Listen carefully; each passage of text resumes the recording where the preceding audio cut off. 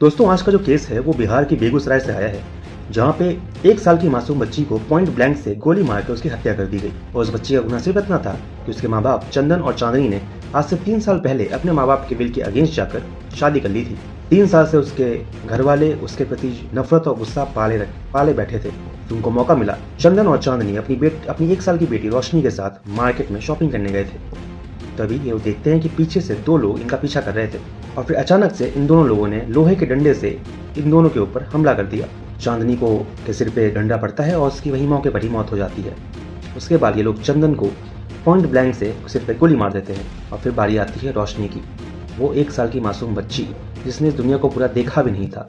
इन हैवानों को उस बच्ची को भी तरस नहीं आया और इन्होंने पॉइंट ब्लैंक से उस बच्ची को भी गोली मार दी। ये जो 2 लोग थे ये कोई और नहीं बल्कि चांदनी के बाप और भाई थे। जिन बाप और भाई को अपनी भांजी को गोदी में खिलाना था वहीं उसकी मौत का कारण बन गया। और जैसा कि आप लोग समझ ही गए होंगे, ये केस था ऑनर किलिंग का। अब यहाँ सवाल ये उठता है कि क्या किसी की ऑनर किसी मासूम या किसी इंसान की जिंदगी से बड़ी हो सकती है? क्योंकि ये सिर्फ एक क्राइम नहीं है, ये दिखाता है कि हमारे देश के लोगों की सोच कितनी पिछड़ी हुई।